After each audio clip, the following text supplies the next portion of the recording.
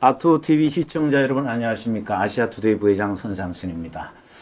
요즘 탄핵 정국을 거치면서 많은 국민들로부터 특별한 관심을 받는 분이 있습니다. 바로 이철우 경북도지사님인데요. 오늘 아시아투데이 스튜디오를 찾으셨습니다. 지사님 안녕하십니까? 예, 반갑습니다. 네네. 예. 요즘 바쁘신 것 같아요. 여기저기서 지사님 말씀들을 많이 하시는데 예. 가장 국민들의 관심을 끌게 된 계기는 지난달에 동대구역에 예. 세이브 코리아가 탄핵 반대 집회를 할 때 예. 그때 참석하셔서 무대에 오르셔가지고 애국가를 부르시는 바람에 이제 애국가 지사님 이렇게 된 상황인데 그때 왜 애국가를 부르시게 됐습니까? 글쎄요, 동대구역에서 탄핵 반대 집회를 하는데 젊은 사람들이 많은 문자 폭탄이 왔습니다. 네. 도지사가 왜 여기 참석 안 하느냐. 아하. 네. 참석해서 할 말씀 해라. 이 전국을 우리가 타파해야 될 거 아니냐. 네. 그런데 제가 도지사가 현장에 가도 되는지 네. 또 가서 뭐 어떤 이야기를 해야 되느냐. 선관위하고 관력기관에 다 문의를 했습니다. 아, 문의하셨군요. 그게. 하니까 네. 뭐 참석은 가능한데 네. 선거 공약상 무슨 제가 에이펙을 유치를 했는데 에이펙을 유치를 했습니다. 이야기할 수 있느냐 하니까 그게 취적이 된다. 그거 안 된다. 그러면 취적이 되면 사전 선거운동 가능성이 있습니다. 네. 그래서 무슨 이야기를 하냐 의례적인 인사 할 수 있다. 네. 그래서 제가 자유민주주의를 지킨 6.25 전쟁 때 공산주의를 물리친 대구 경북 이 땅에 네. 오늘 이런 집회를 하게 돼서 반갑다.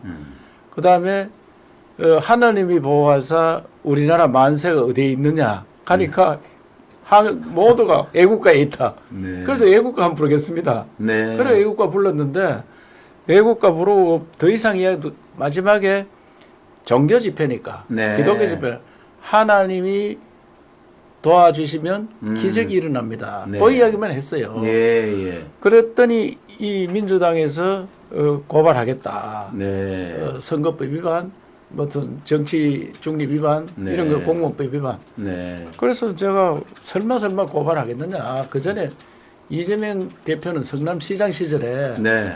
박근혜 탄핵 또 들어가기 전에 그 문제가 생겼다 할 때 촛불 집회를 많이 했잖아요. 네. 네. 2016년 12월 29일 날 청계천 광장에서 성남시장 이재명이 와서 박근혜 대통령은 탄핵도 필요 없고 바로 끌어내려야 된다. 이런 얘기까지 했어요. 네.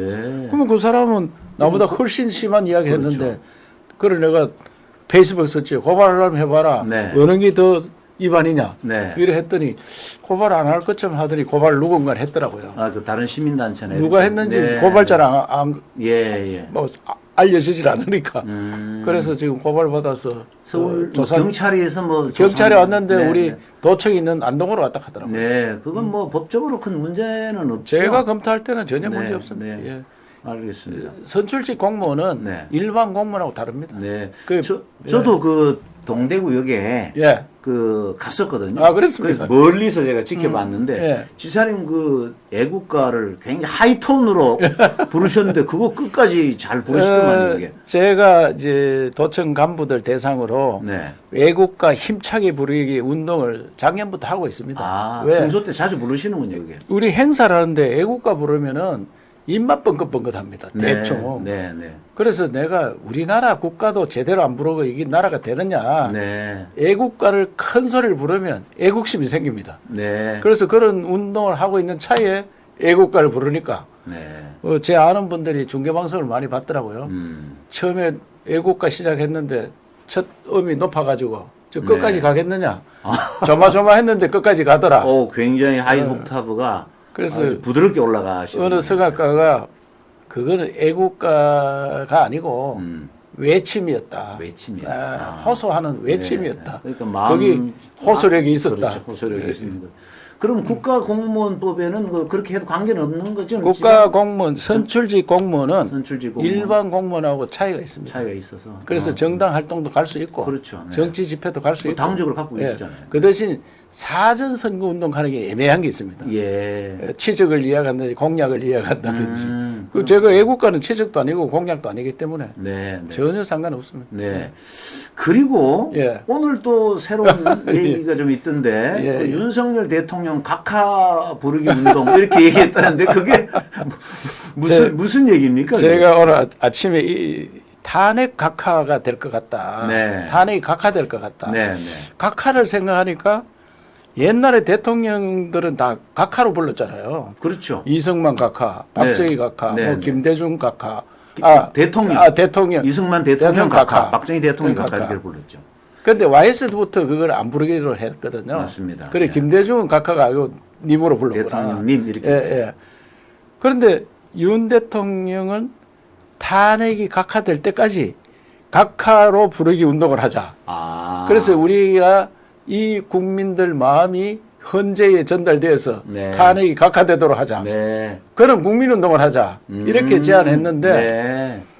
93년 YS가 대통령이 되었으니까 93년보다 한 10년 전에 83년생. 네. 쉽게 하면 그들은 10살밖에 안 됐잖아요. 그렇죠. 그러면 그분들은 아직 각하란 말이 익숙하지 않은 거예요. 익숙지 않죠. 네. 그게 모르는 거예요, 잘. 맞습니다. 그래서 설명하기 어렵더라고요. 네, 네. 그 대통령 각할 때 각하와 탄핵 각하는 사실 한자는 다르거든요, 그게. 한자는 다르죠. 뜻은 다르지만 의미 같기 의미 때문에 같죠. 그래 네. 부르자 내가 이렇게 했더니 아이 뭐 어느 언론에서 권위주의 시대로 가자는 말이냐 이렇게 비판을 하기 시작하더라고요. 네, 네. 그래서 제가 야 나는 탄핵 각하를 이야기하고 싶어 했는데 권위주의 윤석열 대통령 각하가 되면 오히려 해를 입겠구나. 진위가 다르게. 왜 진위가 다르게 전달되는구나. 그래서 제가 내렸습니다.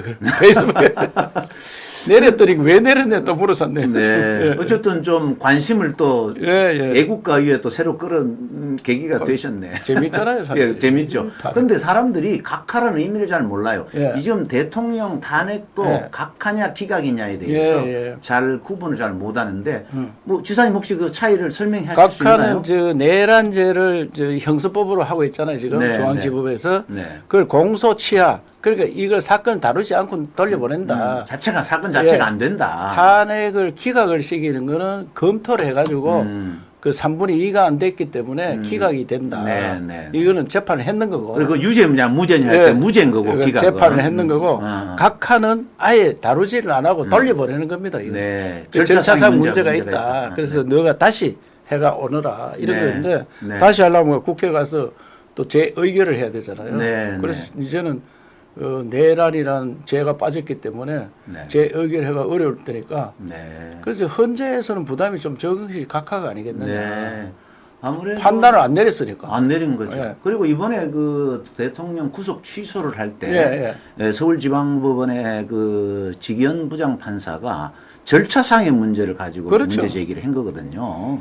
공수처가 수사권이 없는데 네. 그걸 수사를 했다. 네. 이거는 분명한 대법원에서 뭐 확인이 되고 난 다음에 해야 되는 거 아니냐. 네. 절차상 문제가 있다. 네. 그랬기 때문에 이것도 똑같은 사건이 아니겠느냐. 네. 그래서 저는 탄핵이 각하되리라 그렇게 생각하고 있습니다. 네. 그러니까 여기도 탄핵 심판 절차에서도 뭐 여러 가지의 공정성이라든지 문제가 지금 많이 많은 제기됐기 문제들이 때문에 예. 막 그렇게 되는 것이 아니냐는 그런 뭐 예상들을 많이 하고 아니, 있는 것 같습니다. 어쨌든 각하라고 하는 의미가 예, 예. 또 새롭게 또 조명되는 그런 계기를 또 마련해 주신 것 같은데. 솔직히 국민이 뽑은 대통령을 네. 어디 잡범 다루듯이 그래 그렇죠. 했다는 우리나라가 정말 부끄럽습니다. 부끄럽습니다. 그런 식으로 이 절차를 지키고 네. 또 저는 박근혜 대통령 때도 마찬가지지만 탄핵이 상습화된다는 것은 네. 국격에 문제가 있습니다. 맞습니다. 국격에. 네. 네. 국민이 뽑은 대통령이 정말로 탄핵감이냐 깊이 검토를 해야 되지. 네. 박근혜 대통령 지금 지나놓고 보니까 무슨 뭐 죄가 잘못한 게 뭐이냐 이렇게 무슨 얘기하시는 분들이 많죠. 네. 그참 안타깝습니다. 그래서 네. 이게 상습화되면 다음 대통령 또 탄핵하고 이게 네. 말이 되느냐. 그래서 이 부분은 나중에 헌법 개정을 할 때 예. 뭔가 보완책이 나와야 될 것 있어야 같습니다. 네. 탄핵이 되더라도 업무 중지가 되지 않는 탄핵. 네. 네. 그렇죠. 그걸 지금 잠깐 미국 같은 경우에는 탄핵이 예. 되더라도 하원에서 탄핵을 예. 하면 상원은 결정될 때까지 직을 유지하지 않습니까? 네, 우리도 그렇죠. 그런 네. 제도를 가져야 돼요. 맞습니다. 네. 탄핵 중지 업무가 마비되는 거예요. 업무가. 맞습니다. 업무가. 그리고 뭐 이틀 근무했는데 탄핵을 시켰는데 거의 6개월 동안 심의해가지고 복귀를 하는 그런 상황이 되니까. 그래요. 이게 행정기관에 다 마비가 되는 이틀 거죠. 했는 사람이 또 4대 4로 나왔더라고요. 그러니까 그것도 그건 누가 믿느냐 이게. 예, 헌재의 공정성을 의심하는 하나의 계기가 탄핵했는 됐죠. 사람들도 문제지만 네. 그걸 또 재판을 해서 4대 4로 나왔다 하는 것도 문제고. 그렇죠 말입니다. 예, 그건 재판해 볼 필요 없이 사람 성향에 따라 가는 거 아니냐. 네. 그래서 재판관, 판사 존경받아야 되고 신뢰받아야 될 사람들이 네. 이렇게 휩쓸리가는 대한민국의 앞날이 걱정이 됩니다. 네, 지금 사실상 이번 사태를 거치면서 사법부에 대한 신뢰가 많이 무너졌고 예. 특히 뭐 대통령을 체포하는 과정에서 영장을 발부받는 과정이라든지 체포하는 과정이라든지 이런 걸 보면 과연 우리나라가 법치국가냐라는 데 대한 좀 의구심을 갖게 됐어요. 대통령 경호실은 국가보안시설 가급 최고의 국가보안시설. 그렇죠. 네. 거기를 3,000명이 쳐들어간다 하고 네. 그게 말이 안 됩니다. 마치 무슨 깽단 두목 네. 체포하듯이 그렇게 들어가고. 국가보안시설을 그렇게 쳐들어가서 네. 막무가내로 하는 그런 나라 없습니다. 그거는 내가 볼 때는 그 나중에 한번 처벌받아야 될 거예요. 네, 지금 뭐 국민의힘이 그 오동훈 네. 공수처장을 고발했다고 예, 하더만요. 예, 네. 예. 그 시도지사 협의회라는 게 있지 않습니까? 예, 국민의힘 국회의원들, 예. 국민의힘 소속의 시도지사들이 많죠. 12명이 12분. 17 중에 12분. 야, 상당히 그 시도지사. 그때 대통령 당선되고 얼마 있다 선거를 했기 때문에 네. 대통령 덕본 거죠. 덕본 거죠. 예. 근데 그분들이 모여가지고 입장을 지난 예, 9일에 예. 발표를 했던데 그때 우리 지사님께서 뭐 주도적으로 뭐 하셨다는 얘기가 있던데. 제안을 했었죠. 네, 뭐 주도를 하기보다는 제안을 네. 해서 네, 네. 지금 대통령이 구속 취소가 되어서 나왔는데 네. 탄핵을 각하해야 되는 거 아니냐. 네, 네. 그런 입장문을 내야 되고 네. 또 공수처는 처벌해야 되는 거 아니냐. 네, 네. 공수처를 이대로 두면 되느냐. 네. 이런 이야기들을 제안을 합시다. 그 회장이 충북지사님인데 아, 김영환. 예, 충북지사님. 충북지사. 그래 네. 흔쾌히 받아들여서 충북지사가 다른 시도지사한테 확인을 해서 네. 그래 12명 명의로 나왔고요. 네. 그 전에 구속됐을 때도 나왔고 네. 여러 번 입장을 냈습니다. 예. 그러면 그분들은 의견을 들으면 다 100% 동감을 한 건가요? 뭐 또- 제가 했는 건 아니지만 처음에는 한두 분께서는 조금 이의를 제기했는 모양인데 네. 그 뭐 설득을 해서 네. 같이 가는 걸로 그래 했습니다. 예. 그 탄핵 과정에서도 탄핵을 반대하다가 찬성으로 돌아서고 한 그런 분들이 있어서 예, 탄핵 찬성한 분들이 몇 분 있었죠. 예, 예. 그래서 이번에 시도지사 협의회가 내놓은 입장 상당히 의미가 있다 이런 생각이 들고 탄핵 있는데. 찬성한 분들은 제가 볼 때는 그 당시 내란몰이에 네. 내란이란 사상전에 걸려들었는 거예요. 사상전에. 아 이게 나내란이구나. 큰일 났구나. 그 용어에 그 선점 예. 용어에 그게 어떤 점령당했다고 봐요. 제가 국회 소통관에서 발표한 연성사상전, 연성사상전. 네, 네. 경성사상전은 과거에는 네 문화원에 들어가서 뭐 방법 불도 내고 네. 방화도 하고 네. 뭐 폭탄도 던지고 이렇게 공산주의를 자처하는 사람들이 직접 나타나서 네. 간첩행위도 하고 막 이렇게 하다가 음. 지금은 87년 지나고 난부터 서서히 지식인층에 침투하기 시작했어요. 네. 그래서 이 용어 전쟁, 야. 용어 전쟁, 광우병, 음. 광우병 걸린 사람 아무도 없잖아요. 그렇죠. 그때 뭐 뇌숭성, 구멍숭성, 머리 뇌송송 구멍탑. 예. 뇌송송 구멍탑 뇌숭성, 그랬죠. 구멍탑. 미국산 소고기를 먹으면 그 뇌가 구멍 난다는 거죠. 사드는 제가 직접 느꼈거든요. 그렇죠. 사드 배치하면은 전자파에 통닭구이듯이 한다. 민주당 국회의원들이 옷 입고 와가지고 막 죽는 시령을 내고 네. 그 다음에 애기도 못 넣는다. 그때 성주 참외 성주 참외, 뭐 문제가 있다. 사드 참외, 네, 전자파 참외 맞습니다. 이렇게 했는. 그래서 제가 성주 바로 붙어 있는 동네가 우리 동네인데 김천. 김천. 네. 제가 그 지역구 국회의원 하면서 예. 사드 찬성을 했거든요. 아. 찬성을 하니까 사상전이 얼마나 무서운가 하면은 네.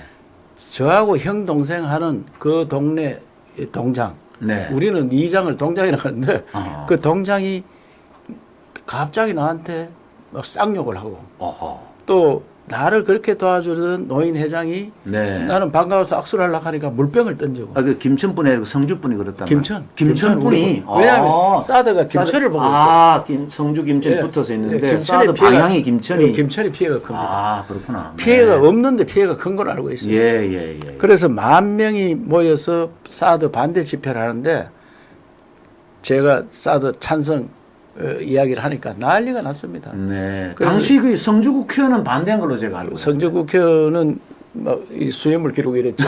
이완영 의원이 네네 그렇죠. 그래서 내가 국회에서만 이 국회의원이 그럴 수 있느냐 네. 하니까 본인은 반대는 아니다. 반대하면 수염을 왜 길렀나? 머리 깎았는 거하고 수염 기르는 거 같은 거 아니냐고. 그분도 적극적으로 뭐 반대는 못하고 네. 조금 마음은 불편하고 그래 했었죠. 야 그게 연성 사상전에 네. 이렇게 노출이 그래서 되면 얼마나 무서웠냐면은 그래 친한 사람이 돌아섭니다. 네. 그분이 내가 미워서 돌아서는 게 아니고 자기들이 피해를 본다. 네. 이걸 과일 열매도 안 맺는다. 음. 그 우리 아들이 애기도 못 낳는다. 네. 이런 이야기를 들으니까 이 세뇌가 돼가지고 사람이 변하는 거예요. 네. 그게 사상입니다. 야. 그래서 그렇게 친한 사람도 하루아침에 욕을 하고. 우리도 모르는 사이에 네. 그 이제 지배를 당하는 거죠. 그래서 이른바 가스라이팅이 되고. 예. 가랑비에 옷 접는 줄 모른다. 네. 이게 우리나라의 현재 연성 사상에 다 접어 들어가 있는 겁니다. 네. 그 지금 이런 유튜브를 거구 유튜브라 이런 네, 이야기하고 맞습니다. 네. 그다음에 거구라는 말을 강화문에 많이 나간 쓰죠. 사람들을 거구 세력이라고 하고 네, 네. 그래서 왜 거구라 자꾸 그렇게 그것도 사상전에 걸려드는 거예요. 아하. 우리 당에서 강화문을 거구라 하니까 네. 중앙당 차원에서 지원을 못하는 거예요. 당 지도부도 안 나오고. 당 지도부 이 사람들도 지금 사상전에 걸려 있는 거예요. 그래서 내가 어느 모임에 가서 그런 이야기했습니다.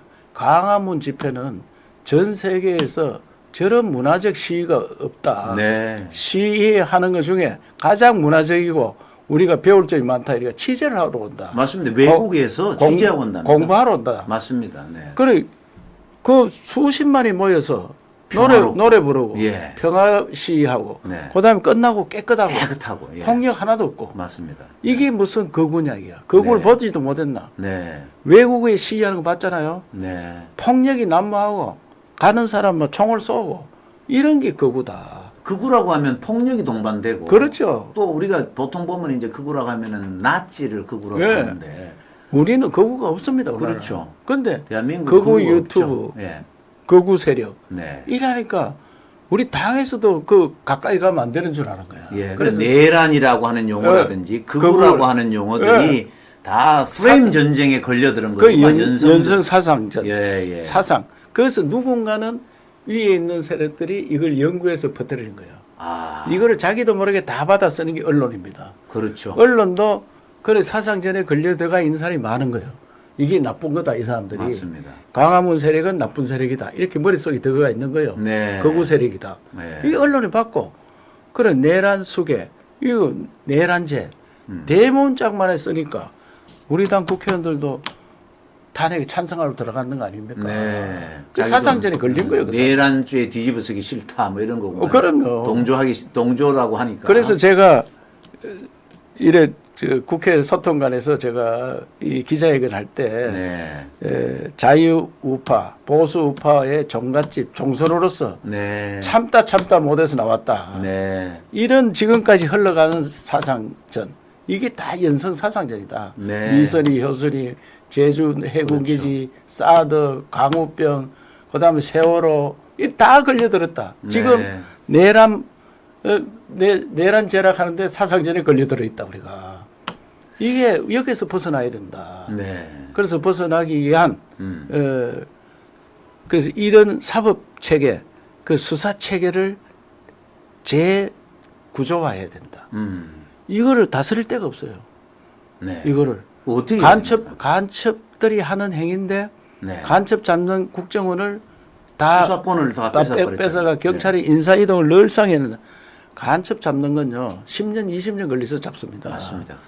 그렇게 오랫동안 추적을 해야 되는 거를 인사이동 매일 하는 인사이동을 수시로 하는 이런 데 갖다 맡겨놓고 네. 그래서 이것도 사상전에 걸려들어서 이렇게 된다. 네. 공수처 만드는 것도 검찰에 힘 빼고 이런 것도 사상전에 걸려들는 거 아니냐. 네. 그걸 잘하는 줄 알고 했을 거다 그 사람들은. 네. 네. 그래서 이런 전반적인 재구조, 네. 나라의 재구조 해야 된다. 이런 생각을 가진 그런 내용으로 제가 이야기를 했습니다. 네, 이번에 그 탄핵 사태를 거치면서 사실 일반 국민들이 몰랐던 내용들이 너무나 많이 알려졌어요.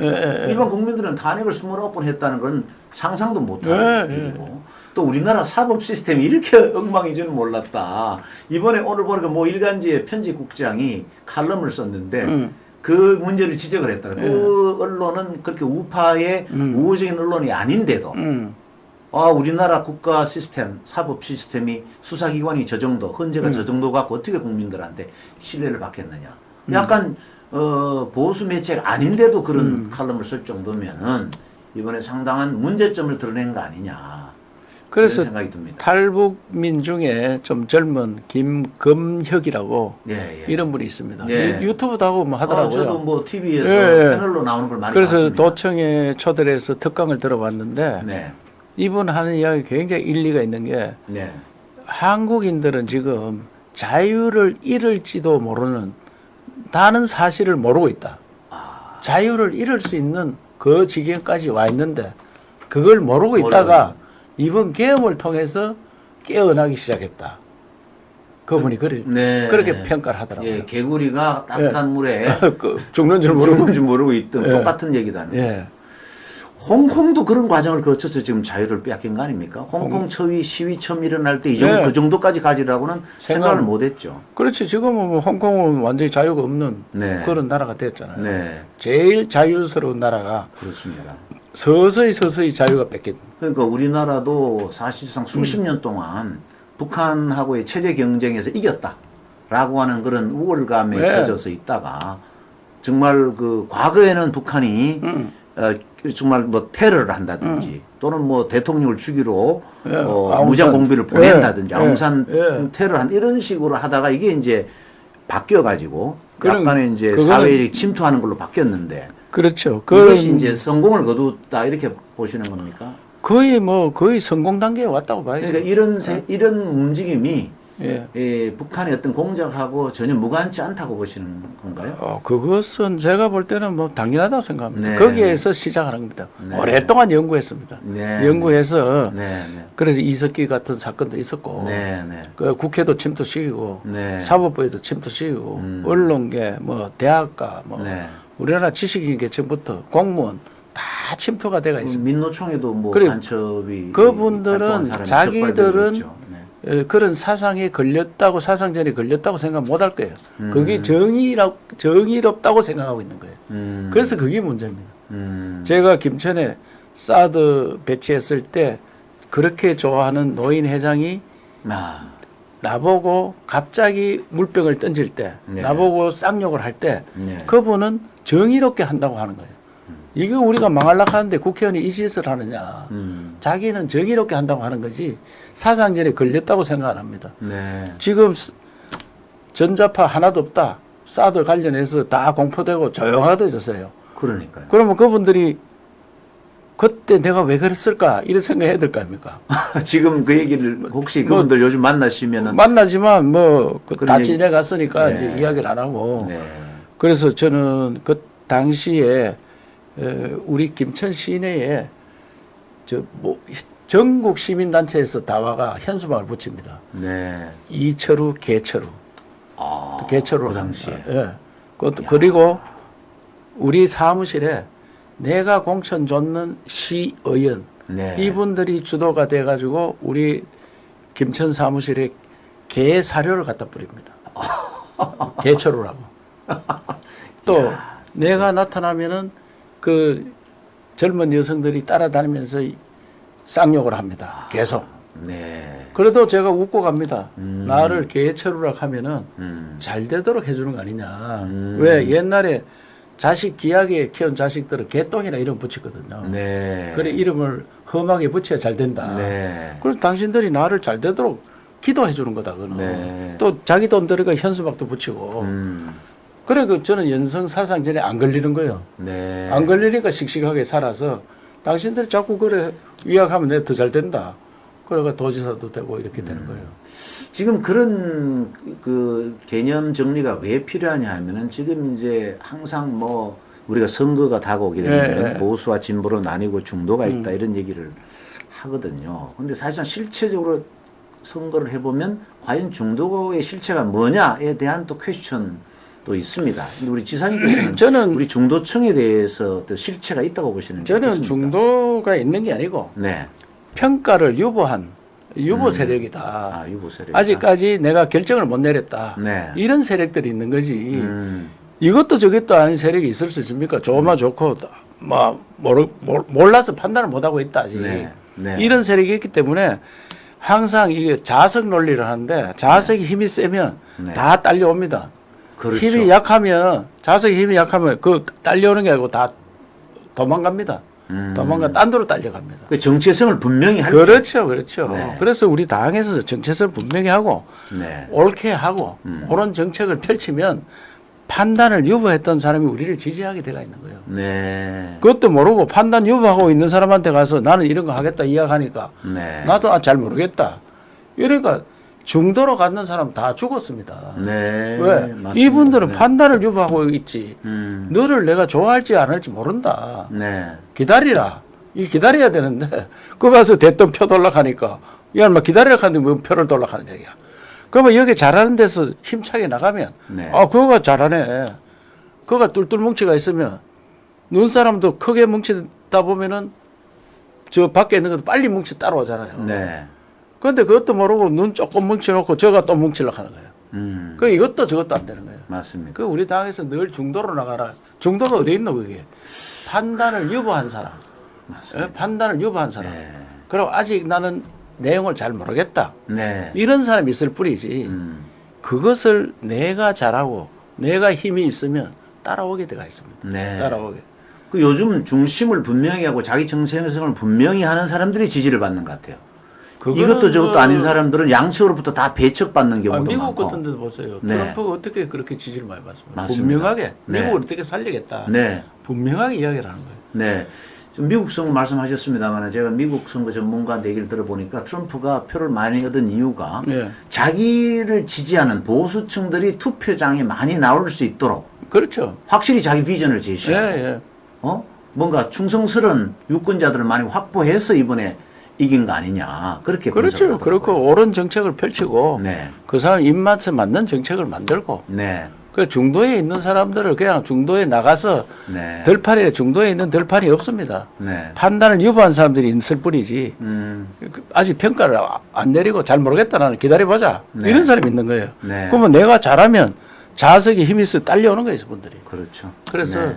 저는 우리 당이 더 분명하게 네. 노선을 정하고 이번 윤 대통령이 살아와서 윤석열 2.0 시대를 열어서 네. 새로운 나라 만들어줘야 됩니다.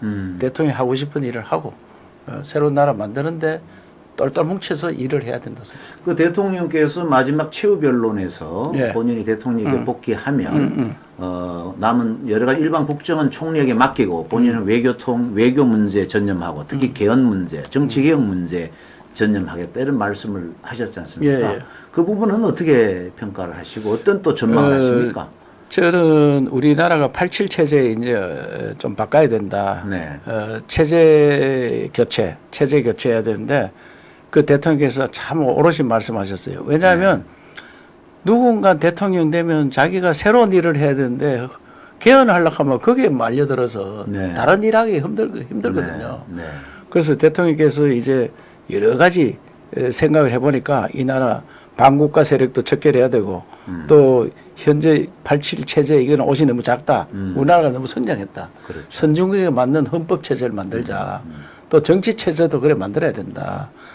또 국가 행정부 체제도 좀 바꿔야 된다. 네. 이런 거를 절실히 느낀 것 같습니다. 네. 그때 느낀 대통령께서 일을 할 수 있도록 네. 만들어줘야 된다고 생각합니다. 네. 예. 지금은 대통령 권한이 막강한 게 아니고 예. 국회가 이렇게 권한이 막강한 줄은 몰랐어요. 저도 국회의원 3번 했는데 네. 국회에 있을 때 국회 권한이 별로 안 셌어요. 네. 왜? 우리는 양쪽이 비등비등해가지고 네. 되는 것도 없고 안 되는 것도 없고 네. 굉장히 힘들었어요. 네. 협상을 해야만 하나 통과시키고. 네. 그런데 일당 독점이 되니까 대통령 권한은 별 권한 아니에요 보니까. 네. 뭐 막무가내로 탄핵 29번 하고 특검도 22번 하고 네. 그리고 뭐 말 안 들으면 탄핵. 그러니까 무정부 상태를 만드는 거예요. 무정부 상태. 네. 대통령은 그래서 당하기만 당하더라고요, 보니까. 당하기만 당하는. 근데 설사 그렇게 일당이 많은 의석을 갖고 있다 하더라도 그 당을 지배하는 지도부라든지 국회의원들이 어떤 사람이냐에 따라서 또 달라질 수도 있을 것 같은데 이번에는 너무 특정 개인을 지키기 위해서 그런 건지 굉장히 과거에 심하게. 이보다 더 큰 당이 민자당이라고 3당 네. 합당을 네, 했잖아요. 그렇죠. 네. 그거는 3분의 2가 넘었습니다. 그런데도 이렇게 안 했지 않습니까? 그분들은 그런 생각을 못했죠. 아, 우리가 밀어붙이려야 되는구나. 이런 걸 모르고 네. 국가만 생각하고 어떻게든지 작은 야당도 설득하려고. 그게 합리적이고 80, 상식적인 거죠. 80명 되는 민주당, 평화민주당이지 그때 그거 설득하는 데 더 바빴습니다. 맞습니다. 그때 100석도 안 됐지 않습니까? 87석인가. 네, 네. 그 나머지는 다 이쪽으로 왔으니까요. 맞습니다. 김대중 대통령만 빼고 예, 다 예, 이제 예. 그게 다시 김대중 평화민주당 총재죠. 그래서 뭐 네. 노태우, 김영삼, 김종필 합쳐버리니까. 네. 그래도 그때는 평화민주당 설득하는 게 더 급했고 네. 그랬는 것 같은데 뭐 이렇게 무소불위 이런 당은 처음 보는 것 같습니다. 네. 윤석열 대통령과는 개인적으로 상당히 그 친하게 지내신 걸로 제가 알고 있는데. 대통령께서 이제 선거 전에 몇 번 뵙고 네. 이야기 나누고 보니까 저하고 상당히 맞는 뜻이 많았고 네. 이러다 보니까 서로 소통이 됐고 네. 또 제가 시도지사 협의회장을 맡으면서 그 대통령과 중앙 권한을 지방으로 넘기는 이런 문제들 네. 많은 토론이 있었고 네. 또 사석에서는 더 친하게 지낼 수 있는 그런 계기도 있었기 때문에 네. 대통령 저는 잘 이해를 합니다. 대통령이 정말 어떻게 보면 굉장히 순수하고 국가만 생각하는 분이고 네. 그래서 이번엔 더 안타까운 마음을 갖고 있습니다. 네. 그 이제 지사님이 지방에서 이제 도지사 하시면서 지방 분권 말씀도 많이 하시고 예. 그러는 과정에서 이제 에이펙이 예. 올해 올해 열리는데 이게 그 당시 에이펙을 어디로 개최 도시를 하느냐를 가지고 예. 제가 알기로는 인천, 제주. 제주도, 예. 경주가 이제 경합한 걸로 알고 있는데 예. 경주를 유치한 가장 큰 뭐라 그럴까요? 동인? 예. 계기? 힘은 뭐라고 생각하십니까? 다들 인천이 된다고 생각했습니다. 저도 인천이 가장 뭐 유력하지 않나 다음 생각했거든요. 인천이 뭐 7대3으로 이긴다 네. 이랬는데 그래서 이제 우리 실사를 16명 선정위원회 있습니다. 네. 선정위원들이 경주에 왔다가 제주 갔다가 인천을 갔습니다. 네. 갔는데 우리 담당 국장이 그걸 다 같이 실사를 따라다니 보고 와서 포기해야 되겠습니다. 왜요? 그러니까 인천이 어마무시합니다. 이게. 왜? 호텔 객실이 뭐 3,500개짜리 호텔도 있고 컨벤션도 너무 크고 네. 우리하고 게임이 안 된다.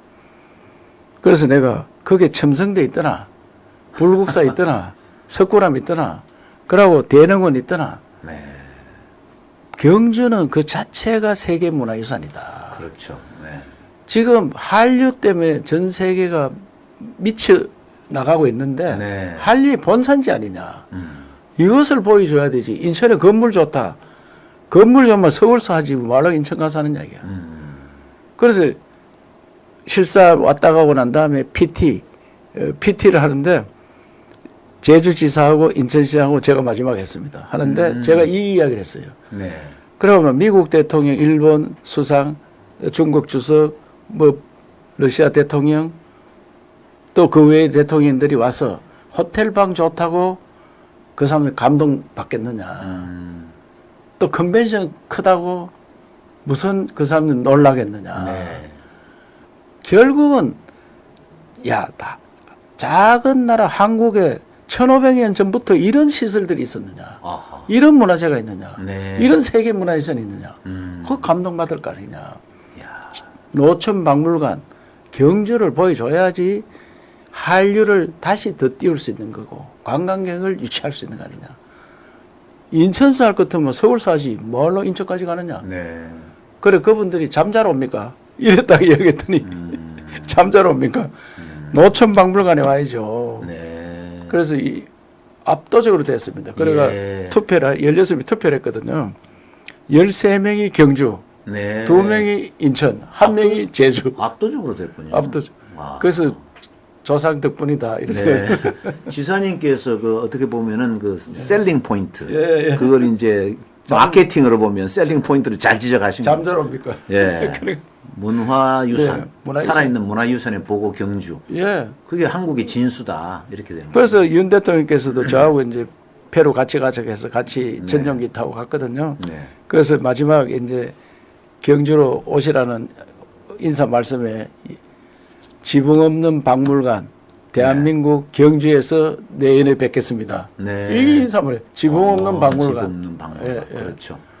야, 그래서- 그렇게 말씀하시니까 딱 컨셉이 딱 와닿습니다. 예, 지붕 없는 박물관. 어떻게 그 며칠 동안 이루어지죠? 그럼 에이펙 2박 3일입니까? 에이펙은 네. 사전 회의가 많습니다. 아, 사전. 사전 네, 회의. 네. 그래가 고위 관리 회의라 했는데 네. 솜원 회의를 지금 2월 24일부터 3월 9일까지 이미 개최했습니다. 네, 네. 했는데 한 2,000명이 왔습니다. 이미 그 에이펙 예. 관련된 회의가 예. 진행이 되고 있군요. 에이펙 관련 고위 관리 회의. 그러니까 세무 차관들, 네, 네. 그 우리는 기재부 차관 네. 이분들이 와서 에이펙 주제를 뭘 할 거냐, 또 어떤 내용을 논의할 거냐 이런 걸 만듭니다. 그래서 네. 또 문화부 장관 회의도 있고 기재부 경제기획부 장관 회의도 있고 네. 그런 회의를 몇 차례 합니다.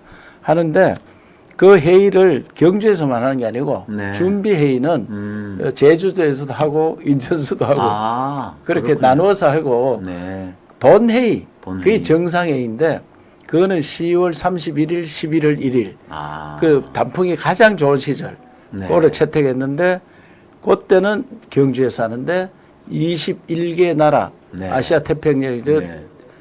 정상, 정상. 대통령 수상 네. 이분들이 오고 그다음에 CEO 서밋 그래 CEO 정상들 네. 경제 정상들 네, 네. 쉽게 하면 일론 머스크라든지 젠슨 황이라든지 빌 게이츠 네. 세계적인 경제 지도자들 이런 사람들도 그 기간에 회의를 합니다. 네. 그래서 요 경제 지도자들은 최태원 상위 회장이 초청을 합니다. 이 사람들을. 네. 그래서 세계 500대 기업을 다 리스트업 해가지고 그분들 중에 누가 가깝게 지내느냐, 누가 전화를 하면 빨리 올 수 있느냐. 그래서 한 300명을 그 중에 초청하는 걸로 네. 그렇게 해서 지금 진행 중이고 네. 대한상의 그다음에 외교부 네. 다 협의를 하고 우리 경북에서는 인프라 그 호텔 숙박은 어떻게 되고 다 도로는 어떻게 만들고 회의장은 어떻게 만들고 밥 먹는 자리는 어떻게 하고 이런 것들 저들이 준비하고 있거든요. 아. 그래서 경주는 인천보다 방이 좀 부족한 거 아니냐. 방은 충분하고요. 네. 제가 페루에 가보니까 페루는 우리보다 훨씬 못하더라고요. 그러면 회의 장소는 어디입니까? 회의 정상회의 장소는 정상회의 장소는. 그 하이코라고 하이코. 하이코 아. 하백센터라고 하이코가 있습니다. 네, 네, 그 네. 충분하면 장소 거기서 아, 하고 그렇군요. 네. 만찬장이 하이라이트인데 만찬장은 경주 박물관에서 아, 하는데 네.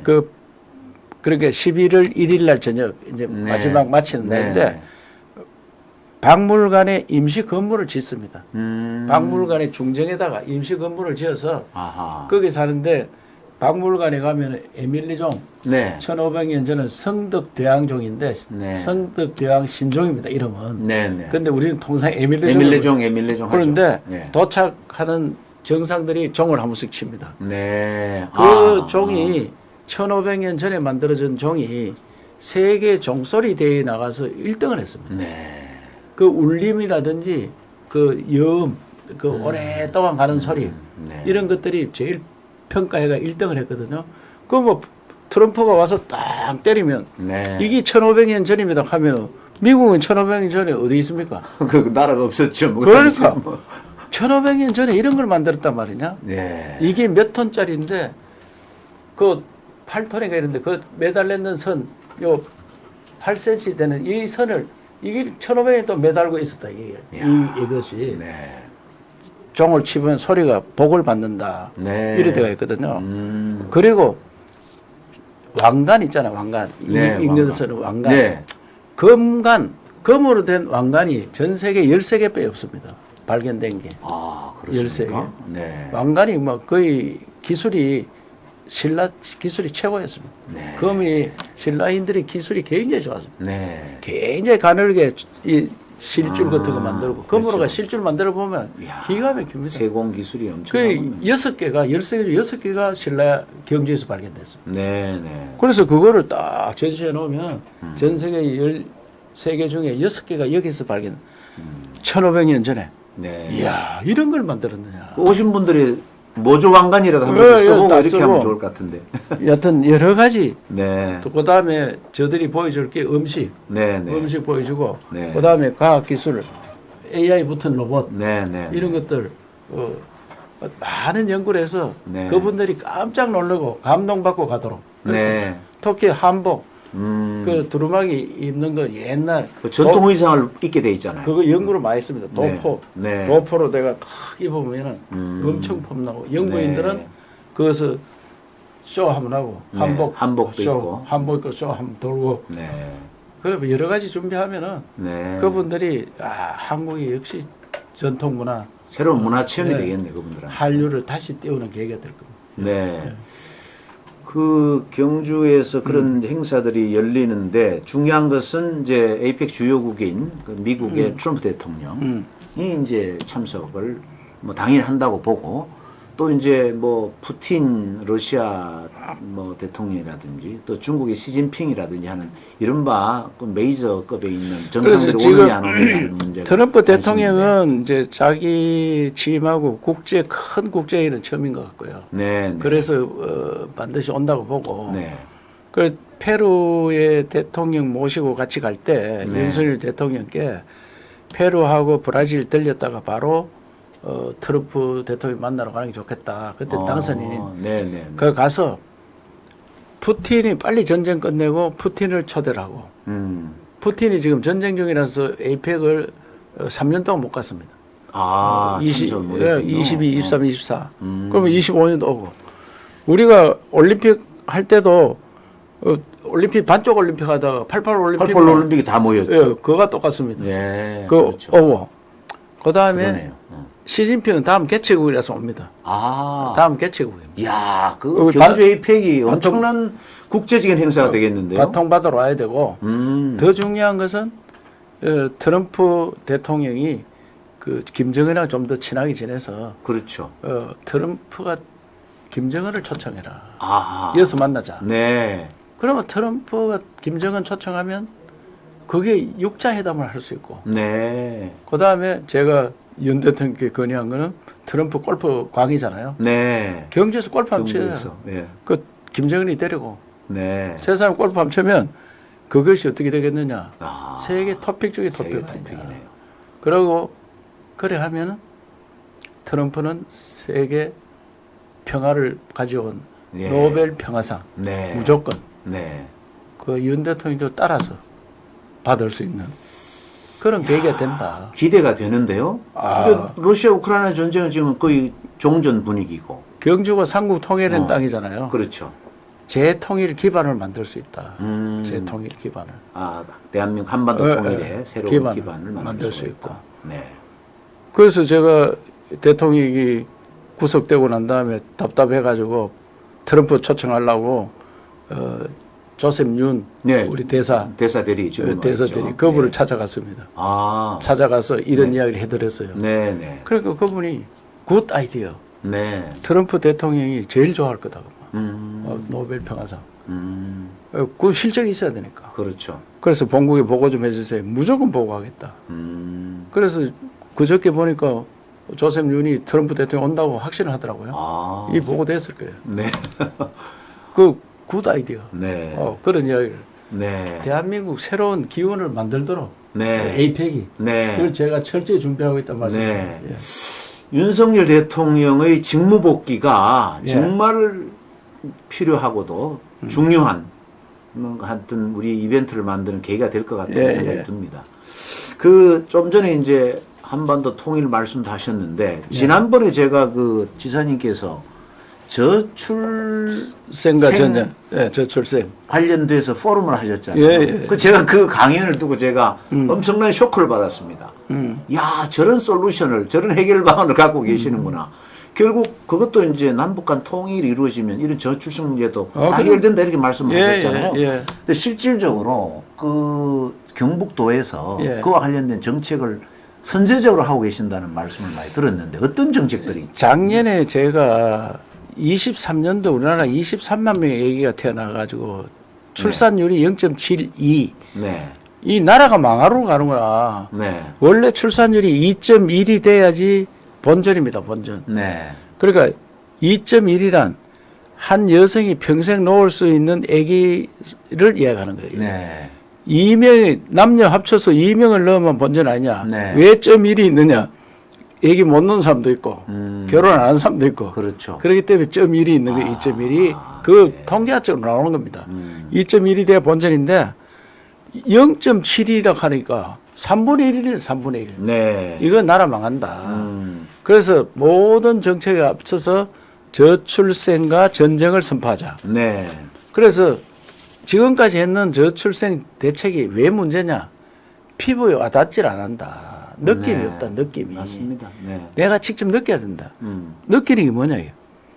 우선 요새 젊은이들이 만날 기회가 없어요. 결혼하고 싶어도 만남 기회가 없습니다. 네. 만나도록 해주고 만나면 결혼할 때 비용이 든다. 집 문제. 네. 월세 지원해주고 전세는 이자 지원해주고 그다음에 애기 놓으면 나라에서 다 봐주고 아하. 어떻게 봐주느냐.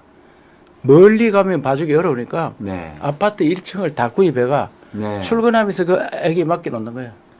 그러면 전문가가 봐주고 초등학교 6학년 초등학생들은 다 아파트 1층에 와서 놀도록 그게 또 전문가들이 봐주고 그러면 애기 보는데 돈이 전혀 안 듭니다. 국가에서 다 해주고 그렇죠. 초등학생도 학원 갈 필요 없습니다. 학원 대신에 이어서 다 해주고 거기에서 다 공부도 다 제가 시키고 우리나라 그러죠. 얼마 전에 대전에서 초등학생 사고 났잖아요. 네. 돌봄에서 초등학생이 들어가서 학교에 8시에 가서 저녁 8시까지 6시까지 어떻게 지겨워서 기다리느냐. 그렇죠. 네. 갔다가 2시 3시 되면 집에 와야지.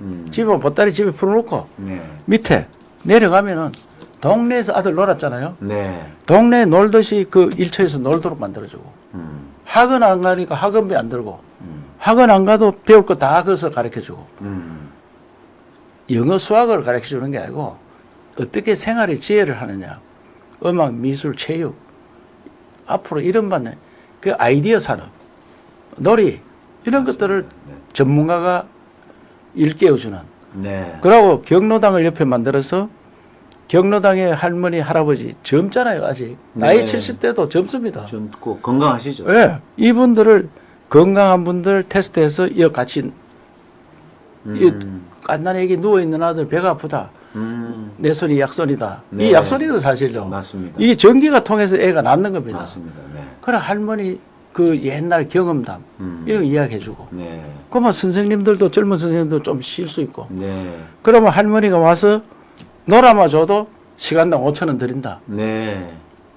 그래서 공동체에서 육아를 하는. 그거를 책임져 주는 그러니까 거죠. 부모는 편안한 거예요. 네. 24시간 봐주니까 늦게 와도 다 봐주고. 그러면 오면서 집에 데리고 와서 네. 자고 출근할 때 또 데려다 놓고.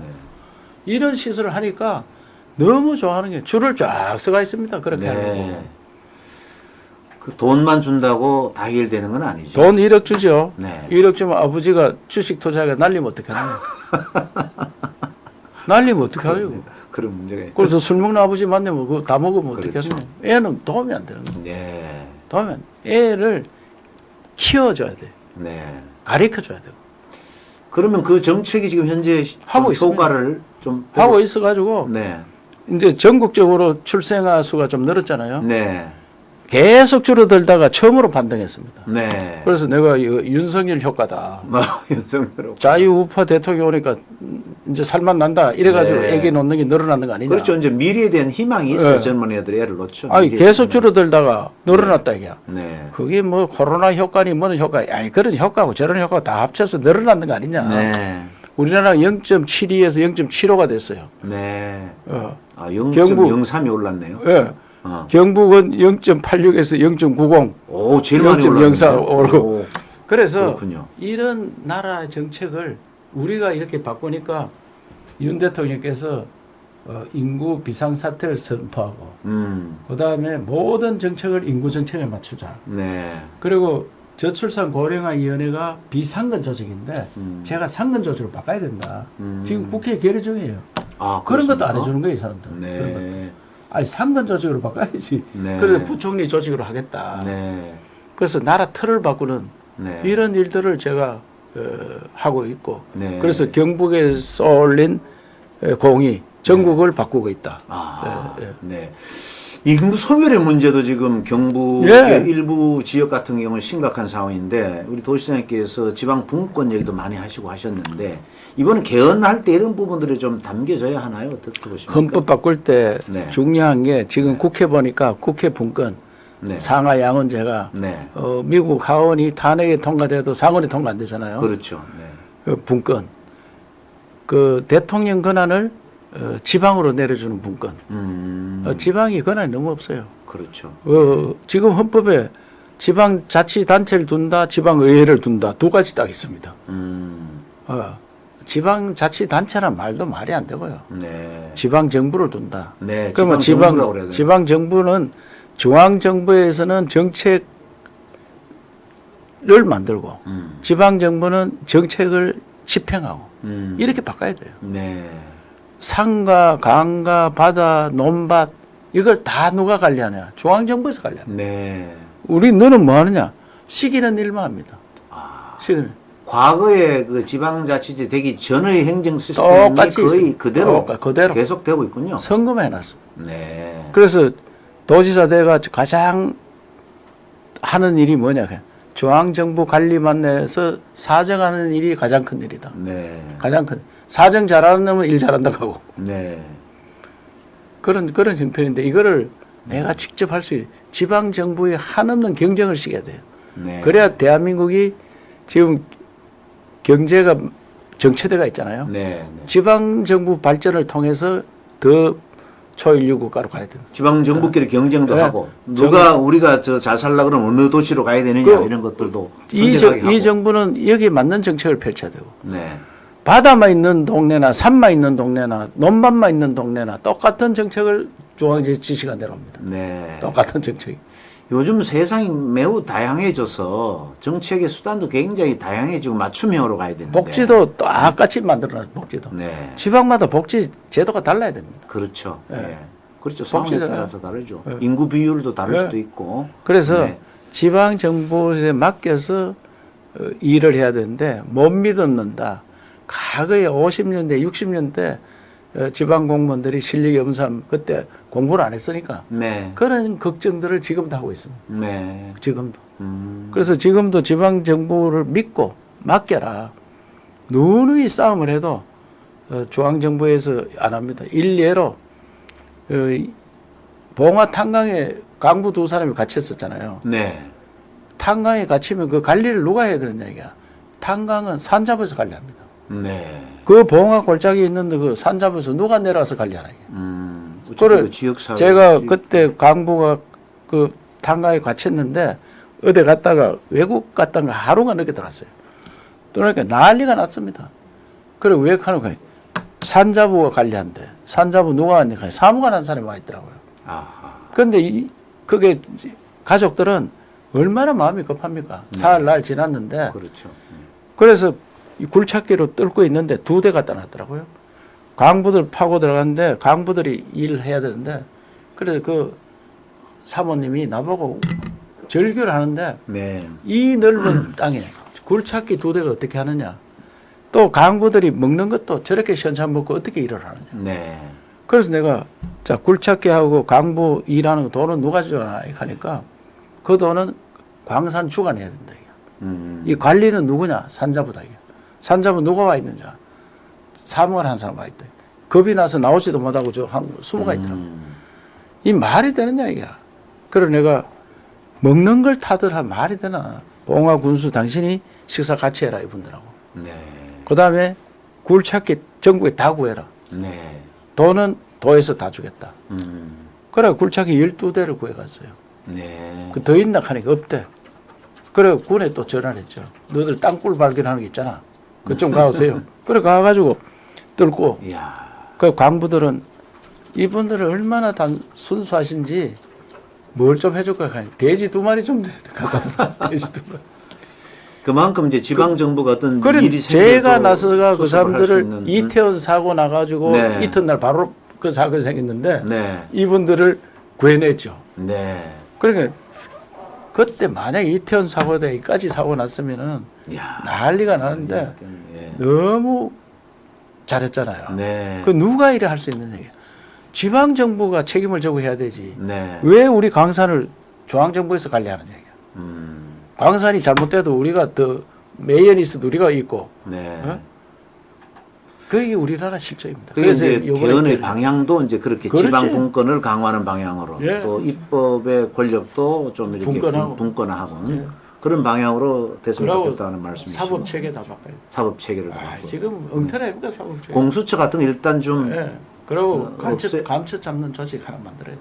예. 지금 국정원 가지고는 국정원은 이미 권한 다 내놨고 다른 특별한 조직이 있어야 된다는 거죠. 권한 내놨는 걸 다시 주기도 어렵고 네, 네. 그 FBI 같은 거 하나 만들어서 네. 예, 해야 된다. 네, 네. 예. 그 지금 경북도에서 올해 예. 새 이것만은 반드시 해야 되겠다라고 하는 그런 정책이 있으십니까? 여러 가지가 있죠. 네, 여러 가지 네. 있는데 제가 제일 원하는 거는 네. 뭐 저출생 이런 것도 있지만은 네. 그보다는 우리나라의 그 농사 짓는 방법을 바꿔야 됩니다. 농사 짓는 예. 방법이요. 농사를 네덜란드 우리하고 땅 넓이가 비슷한데 네. 그거는 개인당 32헥타가 돌아가는데 네. 우리는 1.5헥타가 돌아가니까 또 연세가 많습니다. 그렇죠. 그래서 이걸 공동영농으로 바꾸자. 대기업이 들어가서 할 수 없으니까 조합 형태로 바꿔가 제 시범을 보이니까 3배 내지 5배 소득을 올립니다. 젊은 사람이 들어서 기계화, 대규모화, 기계화, 과학화 하다 보면 이모작을 거의 못합니다. 연세 많으니까. 네. 이모작 다 하고. 네. 그래서 이 농산물이 많이 나오면 가공하고. 네. 그래서 농가 소득도 올리고. 네. 대한민국 농식품이 세계적 인기가 있기 때문에 네. 이 가공의 세계로 내보내고. 젊은 사람들도 많이 그 유입될 수 있겠네요. 그렇게 되면. 그래서 노인들은 땅만 내놓으면은 네. 무조건 2배를 줍니다. 자기 소득에, 지금 아, 소득에. 그렇게 그렇습니까? 너무 좋아합니다. 농사 안 짓고 난 가만히 놀아도 네. 2배 주는 거예요. 그 대신 이 사람들은 5배 소득 올려가지고 그거를 관리비 쓰고 자기 월급 가고. 네. 네. 그래서 농사 짓는 방법을 완전히 바꿔야 된다.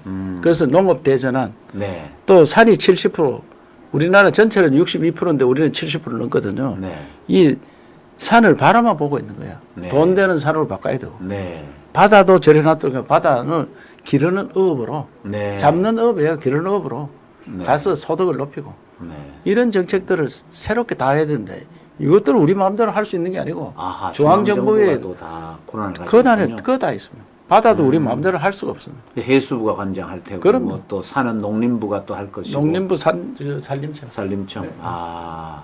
그래. 그러니까 국토의 새로운 활용 또는 뭐 농업과 어업과 이런 임업의 새로운 전환 이런 것들이 이제 산이 전반적으로 60% 다 넘는데 바라만 보는 산이 네. 그 나라가 됩니까? 네. 경북도지사만 하셔야 될 것 같지는 않은데 그런 거 다 하시려고 그러면 국권을 위해서 큰일 하셔야 될 것 같은데. 어찌든지 나라가 잘 되도록 네. 특히 자유민주주의를 지켜야지 이런 일을 할 수 있습니다. 네, 네. 자유민주주의 끝나면 이런 일도 못 합니다. 네, 네. 배급받아가 먹고 사는 사람이 어떻게 그래요? 네. 예. 아직도 뭐 여쭤볼 말씀이 많은데 오늘 또 시간이 너무 많이 경과한 것 같아서 이것으로 이제 정리를 하고요. 혹시 지사님께서 이 말은 꼭 해야 되는데 못했다 하는 말씀 있으시면 마지막으로 한 말씀 해주시죠. 네. 아시아투데이가 자유우파에서 굉장히 인기가 좋은 그런 언론이 되었습니다. 네, 다행이라 감사합니다. 생각하고 전 세계는 자유우파가 정권을 잡는 그런 시대로 갔습니다. 네. 좌파들이 살면 경쟁력이 떨어집니다. 나라를 골병 떨게 만듭니다. 그래서 저는 자유우파가 국민들에게 사랑받도록 하는 그런 언론 세상이 전개가 되고 또 자유우파가 제대로 일을 해야 됩니다. 그래서 국민의 신뢰를 받을 수 있는 자유우파가 힘을 낼 수 있는 그런 나라를 가고 그러기 위해서는 윤 대통령이 반드시 탄핵이 각하돼 가지고 윤석열 2.0 시대를 열어서 대한민국을 재개조하는 그런 시대가 오기를 기원하고 특히 에이펙을 역대 최고 성공전을 열어서 대한민국 한류를 한껏 세계에 팔아먹는 그런 계기가 되기를 기원드리겠습니다. 네. 오늘 바쁘신 가운데 저희 아시아 투데이 스튜디오 나와주셔서 대단히 감사드립니다. 오늘은 요즘 새로운 스타로 이렇게 뜨고 계시는 이철우 경북도지사님을 모시고 요즘 탄핵 정국에 대한 얘기, 또 경북 도정과 관련된 얘기, 또 에이펙 관련된 얘기를 나눠봤습니다. 지사님 오늘 말씀 대단히 감사합니다. 예, 고맙습니다. 감사합니다.